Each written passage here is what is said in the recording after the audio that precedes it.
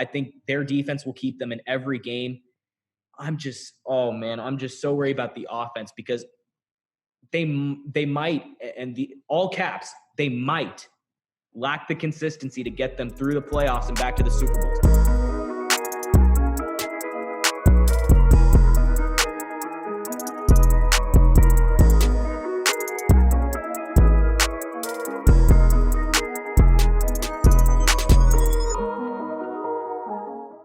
Hello, everybody, and welcome back to the Cold Hard Truth podcast. I'm Jack Smith.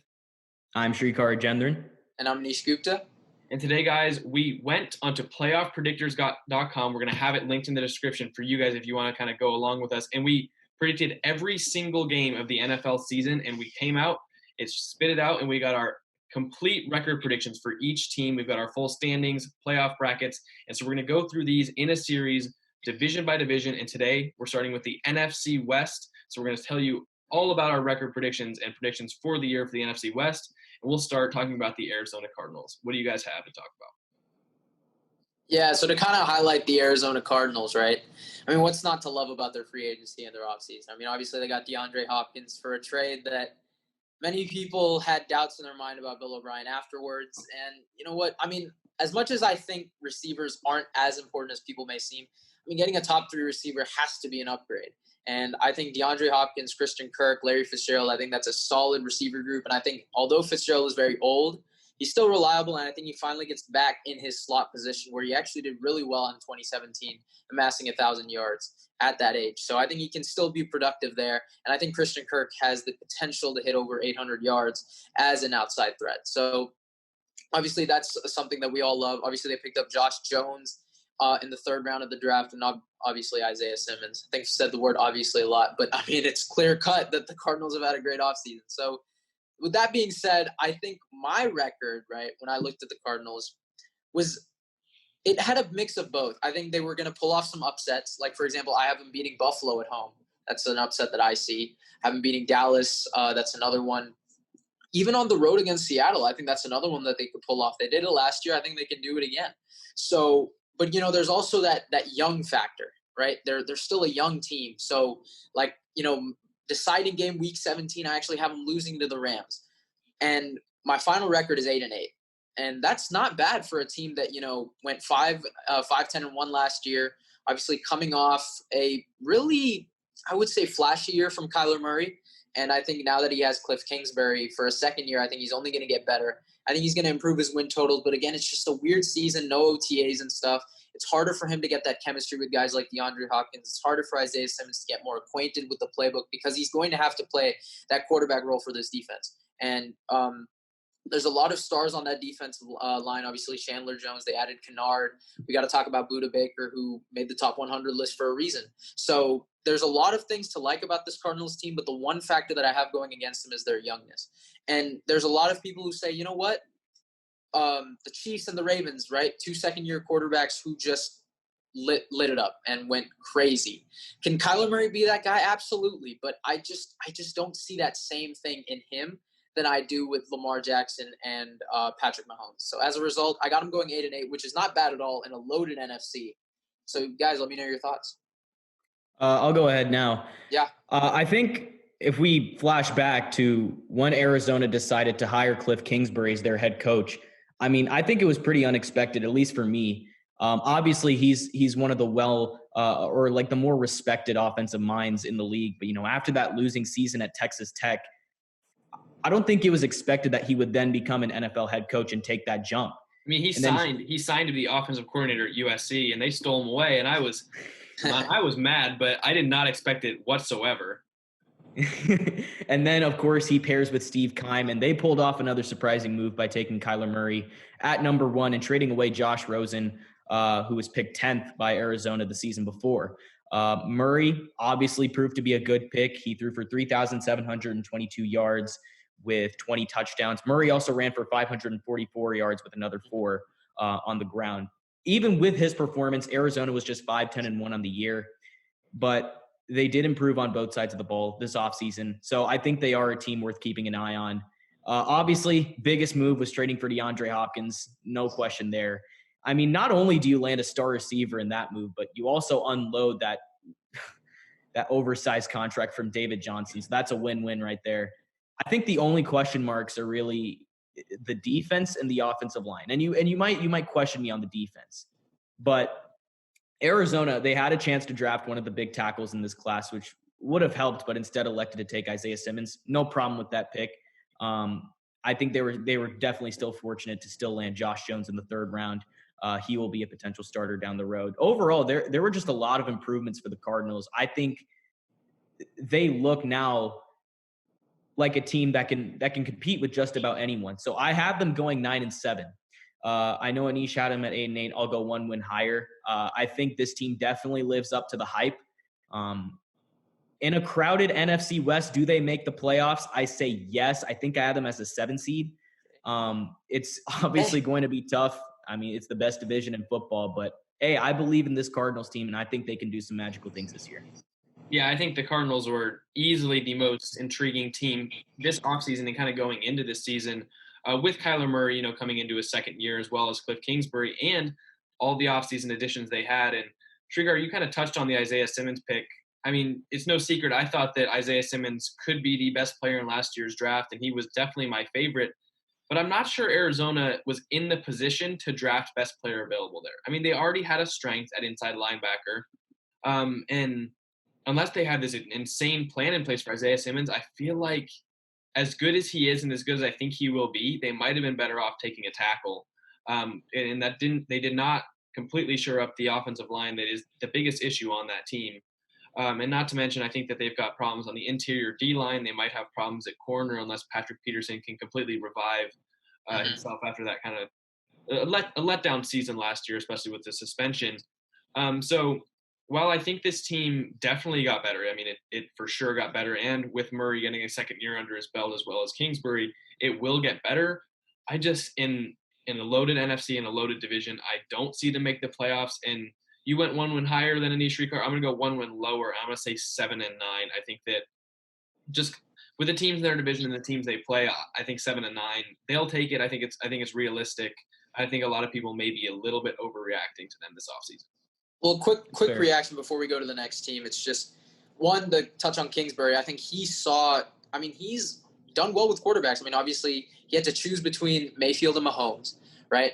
I mean, he worked with Mahomes, and he literally said Mahomes would be the guy with the richest contract ever. I mean, the guy was right. So I think Kingsbury's a quarterback guru, and I think Kyler Murray's a great project for him. I think it's only going to get better in that regard. And I think while you're right about the offensive line and the defensive line, I think Kyler Murray has enough to make it work. And especially throwing up the left tackle, because Josh Jones does play a true left tackle. Well, okay, but I mean, a third-round tackle he was a first-round talent, though. We both had him in the first round. We were surprised. We believe he was a first-round talent, but also, I mean, if that many NFL teams passing on him, maybe it's something we didn't see. That's true, but I think it's not going to be a huge upgrade, but it's definitely better than what he had last year. And I think what he was able to do with that team last year, I think he's only going to be able to do better things. That being said, I mean, some people even have this dude winning MVP. I'm not going to go that far, but I mean, I'm definitely going to say he has a really good year. I think he'll shock some people in some ways, but also, again, we all have to take into factor the youngness of the entire team, just the inexperience. Yeah. And I see a lot of parallels to the Browns team a year ago. Just weakness on the lines, and again, just inexperience. So I think Shrikar's gotten a little bit more faith than I do. Jack's got a little bit less faith than I do, and that's how our predictions just rolled out. We're all in the ballpark. I mean, it's not like we're exactly one of us is saying they're over 10 wins, one of us saying they're under 6. But are there any games on the schedule that stand out to you as maybe some big shockers for their season? I think I mentioned it earlier, but I think, for example, they upset Buffalo at home. That's one. However, right, I think they also upset Seattle on the road. Those are two potential upsets I see. But they also, again, inexperienced or just being a little bit too, careless with the ball at times with Kyler Murray. I mean, potentially a loss to the Jets, even though they're not a good team. But I think that's another – sorry, Jack. But I think that's a team that I could see them losing to. And even New England, I know how much of the opt-outs they have, but at New England, a more poised, disciplined team, no matter the situation. And again, a tough secondary that DeAndre Hopkins is going up against. So I think New England wins that game. So there are just some games that I see, the Cardinals shock some people, but there are also games where they shock them in the wrong way. Yeah, I agree with you. I have them losing to New England as well because New England feasts on young quarterbacks. They've proven it year in, year out. And I think that, they lose games like that. I think they'll lose to maybe the New York Giants. I think that could be an interesting because, Interesting. with the team that can run the ball like the New York Giants and the Cardinals lack on the interior D line, I think that could be a tough game for them. And then I've got them. Funny, I have that too. I just forgot to mention it. I actually have that too. I've got them. I've got them beating the Eagles. I've got them beating the Bills, which is, the Bills are my. I'm not going to tell you yet. I won't spoil, but I've got the Bills doing pretty well. And so I think this Cardinals team has extreme potential, and this is maybe just a tune-up year, kind of get their feet wet year until next year, maybe when they have a even if they go 8-8, 7-9, 9-7, it's got to be taken as a step forward, and I think it's most definitely. It's going to be good for them in the end. I think, as you said, this team has a lot of potential. I can't wait to see what they do in the future. Mm-hmm. Yeah, so I think we can move on now to the LA Rams, which is the team that we've talked about a lot recently. We just did an episode on them. We'll put it up there in the corner so you guys can go check it out if you want after this video. But what do you guys think is going to be the outlook on the Rams this season? Also, you want to go, Srikar? Sure. All right. Yeah. So at quarterback, Jared Goff is coming off a down year, and there's no alternative path to follow. The team is in his hands. Cam Akers is now the man at running back, which who knows how that will turn out. Wide receiver is still an area of strength, but it is a worse unit than last year with Cooks gone and Van Jefferson's in. Instead of showing out on offense, Los Angeles is actually superior on defense right now, at least on paper. And that doesn't necessarily speak to their elite defense, just the clear decline of the offensive unit. Aaron Donald remains the best player on the team, though the entire defensive front is pretty good. The pass rush will have to replace both Fowler and Clay Matthews. Secondary could be good.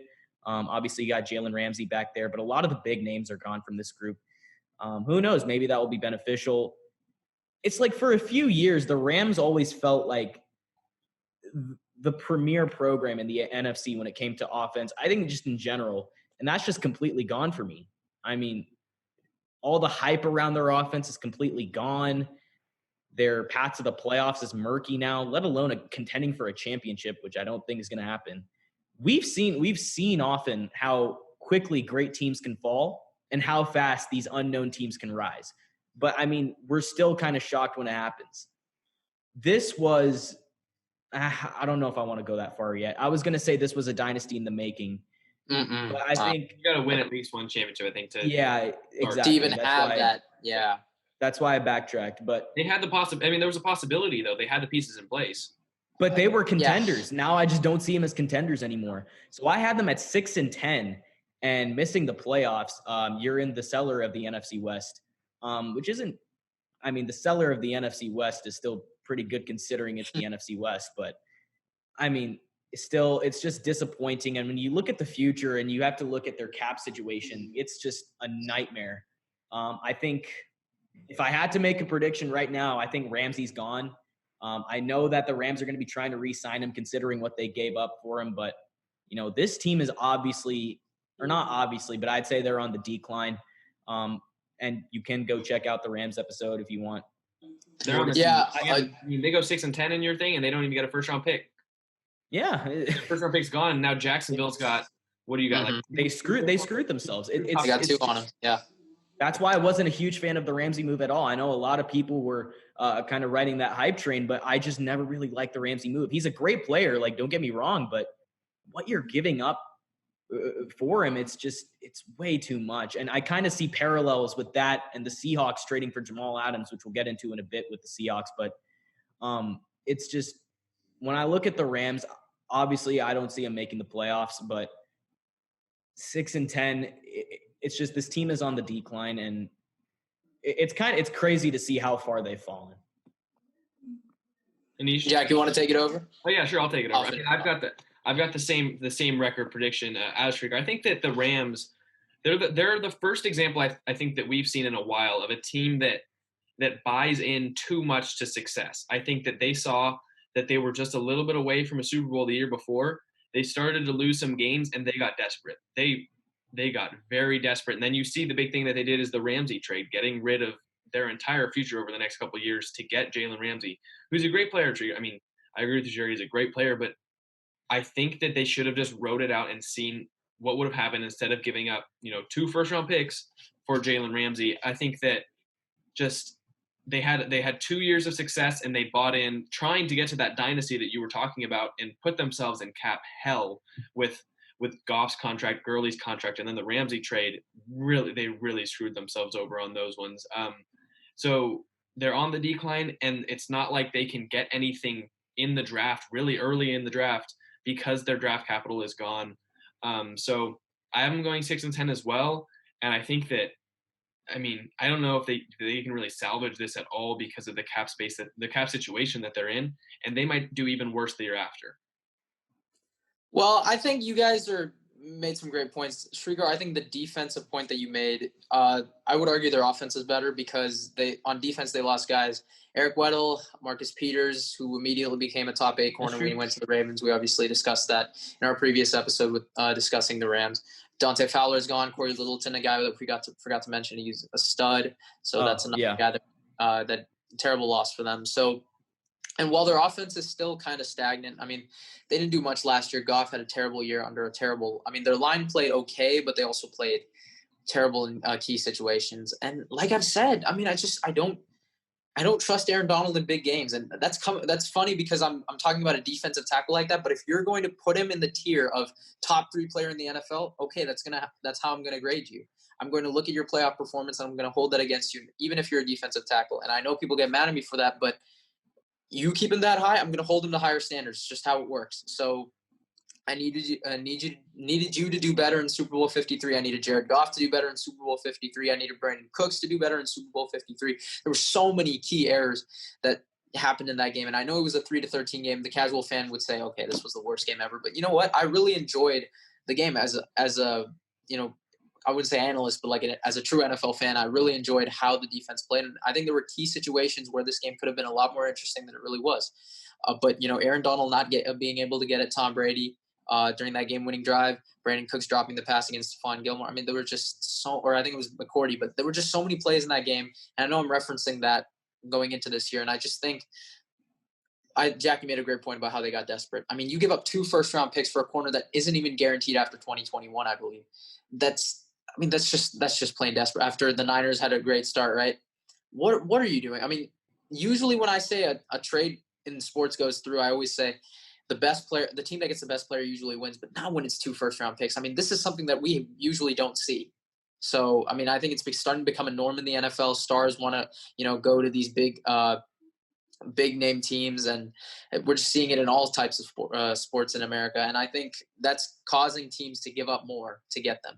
And I don't like that. I don't like the way it's going, but it does add some spiciness to the NFL, a little bit of some NBA type action. So back to the Rams, I think they'll win. Again, they'll win some games that, you'd be surprised at. Like I have them beating Seattle at home, have them beating Arizona in the final week of the year. But again, they're just too, how would I say this? I don't trust them. That's literally my inconsistent. Exactly. Inconsistent would probably be the perfect word. So for example, I have them gotten worse.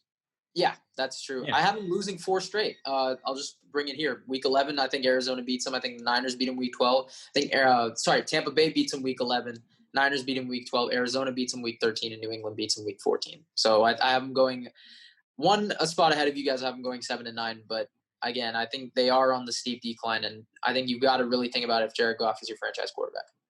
Yeah, I think that. I mean, we've seen how Goff struggled with declining Gurley and a Gurley that could not play at a top tier running back level, and now he's got to go in and he's playing with one less receiver. He's lost Brandon Cooks, and now he's got Cam Akers leading a running back room as a rookie. Mm-hmm. So things got harder for Jared. So much uncertainty. Yeah, I mean, and things got worse, and we've seen what he plays like when the situation isn't perfect around him, and it's getting worse. So I'm really interested to see how he responds to this, if he's able to bounce back. Mm-hmm. And then I think the next team we'll be going to is the San Francisco 49ers, Shrikard's favorite team. And I like how earlier you said you were disappointed that the Rams are on the decline. In no way is that true at all. I mean, I'm sure you're really glad to see that.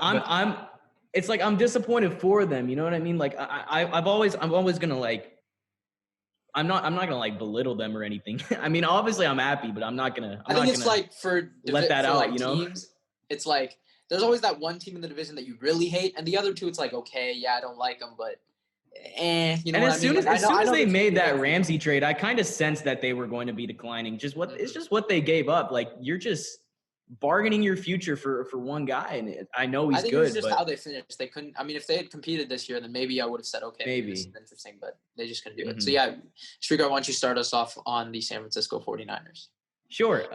Oh man. Okay, I'm gonna be brutally honest. Like during this whole thing, so if I see any Niners fans in my comments, I mean, okay, this is just my opinion. Okay, so obviously, I don't know if Jack's gonna agree because he's just a Niners hater at this point. But what San Facts. Francisco accomplished, what they accomplished last season was not a fluke. It was not a fluke. But the question still remains: can they repeat their run? And that all depends on the changes made to their roster and their schedule. So the Niners, they traded away to Forrest Buckner and Matt Breida. You let Emmanuel Sanders, midseason trade addition last year, you let him walk in free agency. Joe Staley retires. But through trades in the draft, San Francisco attempted to fill some of the holes they were left with. During the draft, Niners used 2 first-round picks to select Javon Kinlaw and Brandon Ayuk, each taken to replace Buckner and Sanders, respectively. Both players not only offer immediate help, but the potential to make the team better down the line. Um, that was more directed toward Kinlaw, not so much Ayuk. But meanwhile, they also traded for Trent Williams to fill the void left by Staley. I think the biggest difference from 2019 to the upcoming season for the Niners is the wide receiver core, because not only are the Niners going to have to adjust to Samuel being the number one guy, but he suffered a foot injury in offseason workouts. If he's not ready to go by week 1, which is looking quite possible. Yeah. Kendrick Bourne's going to be the team's lead wideout because Hurd went down with an injury too. So it's a sticky situation. So I think it's just hard to predict that the offense has the same success as last season with all the uncertainty about the wide receiver group. However, Garoppolo is still a solid quarterback. The defense is going to remain elite. That's going to set the offense up in better position. And it's also important to note that George Kittle, he's still here, and he's still ready to be the top target on offense, regardless of the receiving core. And the best tight end in the NFL. Sorry. Yeah, Mr. Jack Smith, best tight end in the NFL. Nah. I just think the NFC West competition is the most concerning threat to San Francisco. Obviously, Seattle challenged the Niners last year. Arizona's up and coming. We already went over LA. LA is just going to be LA. This could be the most competitive division in the NFL. And despite this and the team's losses, I think the Niners will compete atop the NFC in 2020. I have them going 12-4 and still getting the first seed. I think their defense will keep them in every game. I'm just so worried about the offense because they might, and all caps, they might lack the consistency to get them through the playoffs and back to the Super Bowls. Might, of course, because I'm not going to go against Kyle Shanahan because that guy's just a wizard. But still, I mean, when you look at the depth chart, you got to be kind of nervous. I mean, even as a Niner fan, no matter how confident you are, I'm still a bit nervous about the offense, but I think I can still put my faith in them, if that makes sense. Their chances are just not as great as they were a year ago, but I still think they're a great team. I still think that core is intact for now and the future. So I think 12-4 first seed. I don't see Seattle winning the division. I think it will come down to week 17 again, though. I think it will come down to week 17, but when it's all said and done, the Niners will win that game and be the NFC West champions for the second year in a row. Okay, so guys, I'm so nervous about my offense, but I still have them going 12-4, says Shrikar. But you know what? Here's what I said might, though. I said might. That's a big step. Using the word might. I mean, congratulations. Yeah. See, the thing is, I mean, I've always been, neutral toward the Niners. I mean, they're a great team. I think obviously Deebo Samuel is probably my favorite player in the NFL, and prayers for his foot. I think he'll be back before maybe mid-October. I can expect maybe week 4 return, but make week 5 return. But with the Niners, it's this. I still think people are underestimating the loss of Joe Staley. I know Trent Williams comes in, but again, he hasn't played football in 2 years. And if the best running back couldn't get back into football shape after 1 year, what makes me think that a borderline top 5 tackle could do that in 2 years? And obviously, he had a head contusion or something, like I think head cancer or something like that. It's something going on with his head, and obviously he's 32, so there's some concerns there. And again, the leadership that Joe Staley provided. Again, offensive line is built on chemistry. That's why you see teams like the Steelers, the Eagles, the Cowboys, even the Patriots. Their O-line has been good. Even the Raiders, the O-line has been good because they're the same guys that have been consistently with each other. Chemistry is a huge, huge factor for offensive line. As someone who always says offensive line is a top 3 facet of offense, again, that's what I'm telling you about the Niners O-line. I think it's going to take a little bit of a hit. That being said, though, I think Jimmy G will continue where he went off last year. I think he had a really good regular season. His playoffs were a bit concerning, especially that one throw to Emmanuel Sanders. Look, if he makes that throw, he's in my top 10, and I think he's in my top 8. But he didn't make the throw. And you know what? For quarterbacks, look, Shrikar, and I've told this to many Niner fans too, for quarterbacks, it can come down to throws. 2 throws made Eli Manning a first ballot Hall of Famer. So it really, for quarterbacks, everything counts. Colin Cowherd said it best, I think, where he said, quarterbacks are basically in the NFL scrutinized 1,000 times more than they were in college. It's like a bigger lens on them. And I think, when it comes down to plays, even off the field issues, that's what it is. So for Jimmy G, I think he's easily he's in my top 12. I think he's going to improve next year. But, back to with the Niners, yes, I think they did get a little bit worse roster-wise compared to last year. Obviously, losing Sanders, Buckner. I don't think Kinlaw will replace Buckner yet. I don't think Ayuk will replace Sanders like that. But, they have a favorable schedule. They play the NFC East. They play the AFC East. Those are arguably the 2 weakest divisions in the NFC and AFC, respectively. So I think that is very favorable to them. They have a very easy start. So I think the Niners are going to continue to dominate the NFC. I have them going 12-4. That being said, I think I have them losing some games, right? I think I have them losing at Seattle week 8, I believe. I have them getting upset by Philly at home. But come down to week 17 when it's Seattle against San Francisco, I think they take it again. And I think that is where they secure the number 1 seed at 12-4. Yeah, so, you guys both have them winning week 17. And I know – week 17. You guys are going to harp on me for this. I've got Seattle winning that game. And so it comes down to that. I've got the Niners at 12-4. What do we all have them at 12-4? Yep. Yes. I believe so. Yeah, I got him 12. Don't call me a Niner hater. I've got him going 12-4. I could have flipped around a couple games I wanted to, had him lose to, I don't know, Dallas or something. But or the Jets. Huh? No, I do have him losing. No, I'm kidding. But 12-4. I think the Niners fans will all take that. Especially, can you think to last year after having the 2nd pick in the draft? Did anyone think the Niners would make the Super Bowl and then be predicted to go 12-4, 13-3? Unreal. Nope. So I had them going like 8-8 last year. That's what I had. I'm going like 7-9. I'm less optimistic than that. That's pretty awesome. But I think they still lose games to. I think they still lose games to New Orleans, Seattle in week 17. So they've got a favorable schedule, but they do play some strong teams. They do have to play Seattle twice and New Orleans and Philly. Dallas can be good, especially at home. So I think could split with Arizona. Yeah, it's possible. So I think that while it is a favorable schedule for some games, the hard games they have are against very good teams. And Trigger, I think you said it best. That offense I think it's not declining, but there are questions there, especially if Deebo Samuel is hurt for a good amount of the season. But I will say that I will trust Kyle Shanahan with anything. I think that he'll find a way to make it work.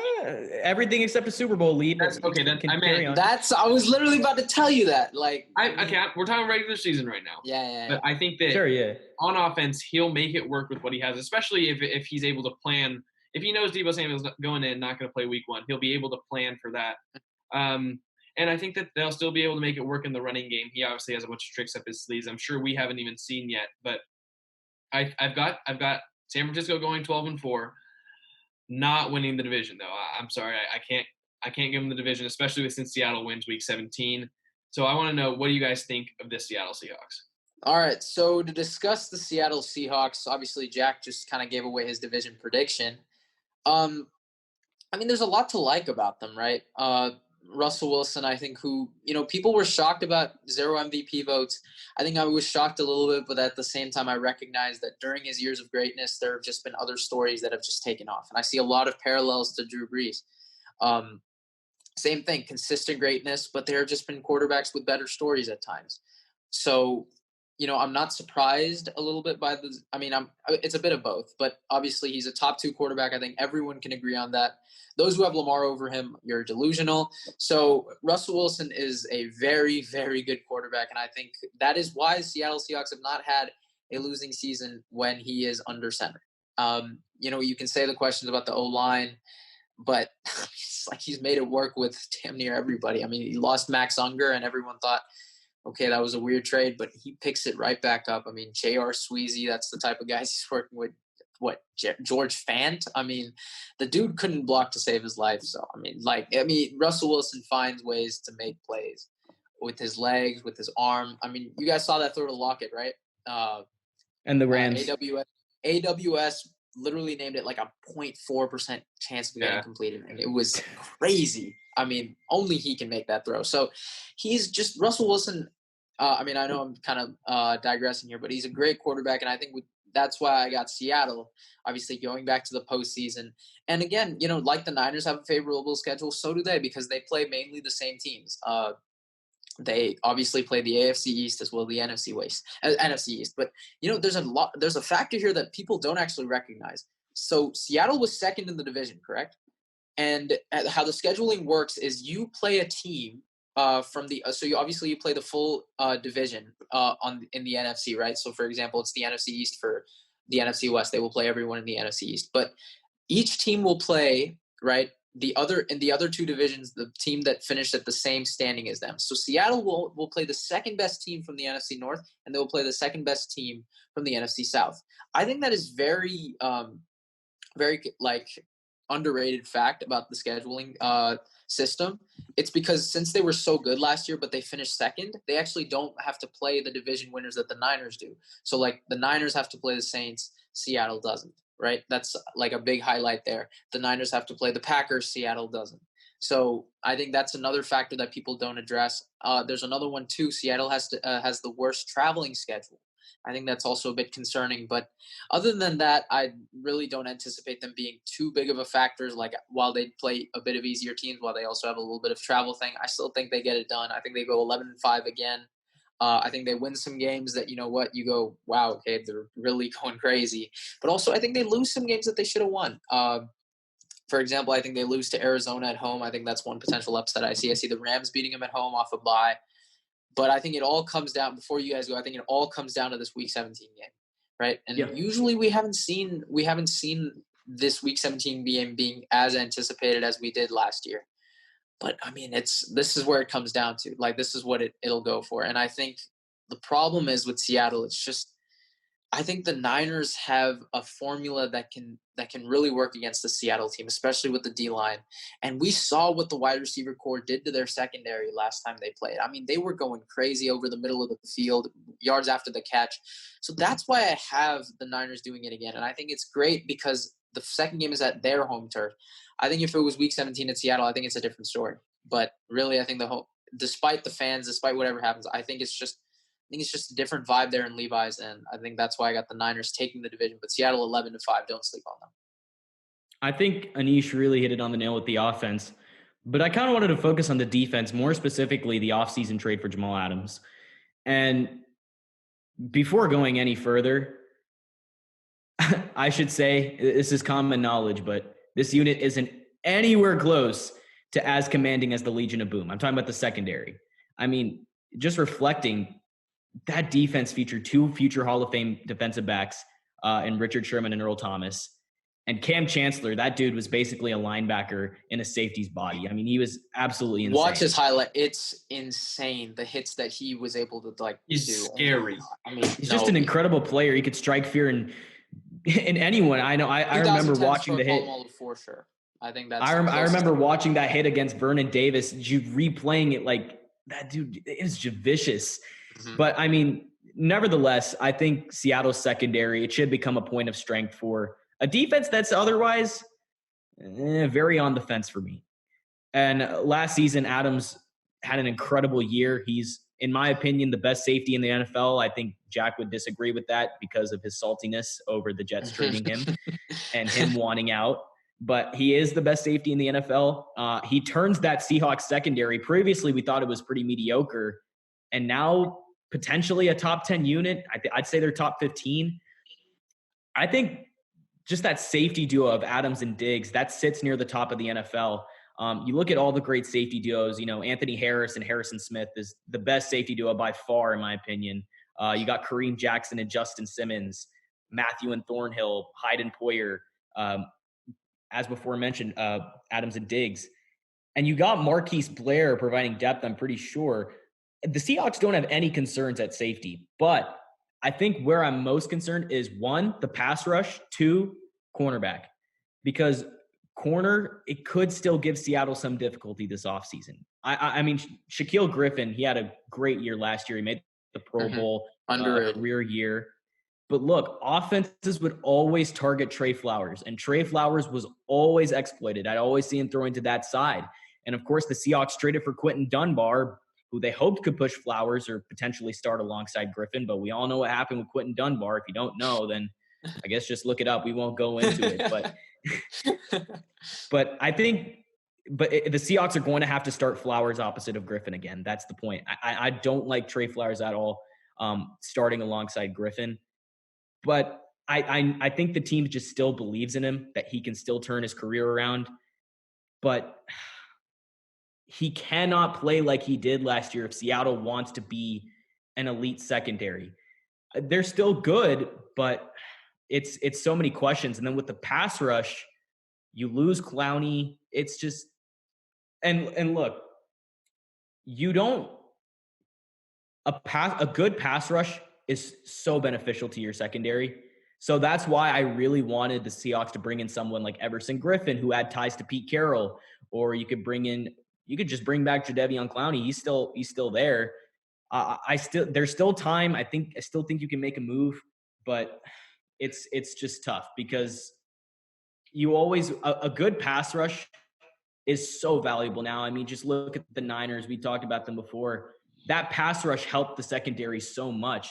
You don't have to cover as long. It's just as simple as that. So there are some questions. So how big do you think this would have been an effect on their overall defense? Do you think it's going to be critical? Because Seattle's defense was pretty good last year. I think it's not critical. It's not critical, but it's questionable, I'd say. I think the defense as a whole is still pretty questionable, but I think bringing Adams into the fold, you got Bobby Wagner, who's the best middle linebacker in the league. Still not ready to give that to Warner as a Niner fan. I'll still say Wagner. I'll give it up to him. It's not close, dude. I wouldn't even argue Warner, but I think it's just I have to see this defense play before going as far as calling them elite, going as far as calling them a contending defense. But overall, I think their offense, of course, I think they're just going to be back in action. I don't think Seattle's going 11-5 in my predictions.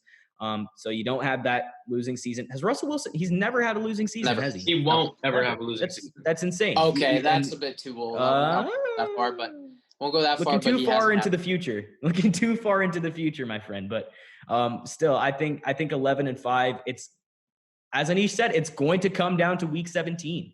And as a Niner fan, you love seeing us being competitive with Seattle finally, because Seattle's just absolutely owned us the past decade. So it's really great to see as a Niner fan. But overall, I think the Seahawks are a solid team. I'm not going to underrate them. I'm not going to overrate them. Yeah, like you said, I think that Seattle does have problems in the secondary. They've got problems with pass rush. And I think that's why they brought in Adams, because when used correctly, like Greg Williams did last year in New York, Jamal Adams can play corner. He can play edge rusher. He can fix those problems if you use him correctly. And I really hope Seattle has a plan in place to be able to do that and to be versatile with him and to use him like he should be used. And if so, I think that you can fix some of those problems. And like you said, they won't be critical when you've got a guy like Adams to pick up the slack. But I mean, right after the trade was made, you see people on Instagram and Twitter saying that the Seattle defense is elite. They are not elite. I'm not ready for that yet. I'm not ready. I mean, they're not close to elite. They've got 2 elite players and a lot of other question marks, and especially in pass rush, which is the most important part of a defense. I mean, they've really got nobody. Lackluster. Nobody. So the problem is Russell Wilson will get it done. I believe Pete Carroll, right now, I'm going to say is the best coach in this division. I still got him over Shanahan for now. And we know what we're going to get from that offense, especially with healthy running backs, with Chris Carson getting another year, DK Metcalf getting another year. I think we know what we're going to get from this offense, and the defense, I think they got better. And if they have a plan in place, like I believe they do for Adams, this team is scary good.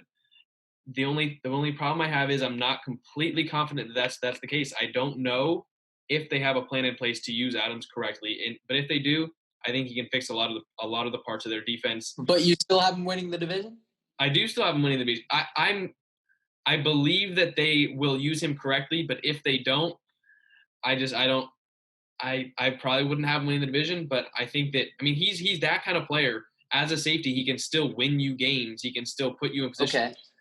So before the Adams trade, did you have Seattle winning the division? No, Well, Jack, let me throw this at you because I think this might actually, I wouldn't say convince you enough, but I think this is something that people also should know.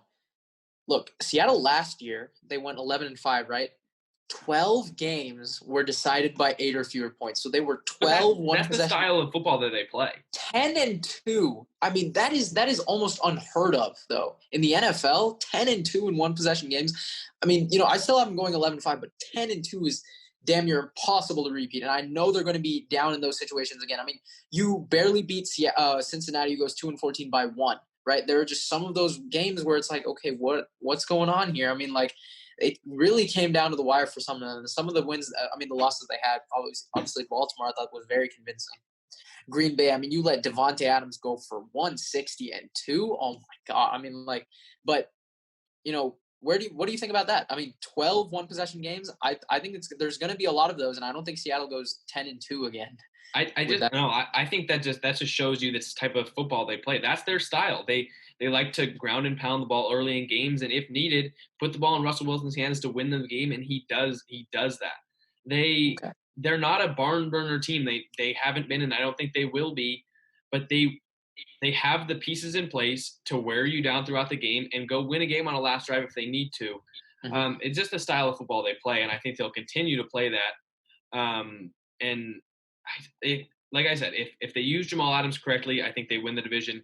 If not, I think it goes to the Niners. Before the trade, I was on the fence leaning towards San Francisco. After the trade, I picked Seattle, and I think that a lot of people have the Niners, but I'm gonna stick with Seattle because as much as I would love it if they went like 5-11 or something like that, give the Jets a better pick, but 13-3, not exactly what I wanted. But I will not be rooting for them, but I will be predicting them to win the division.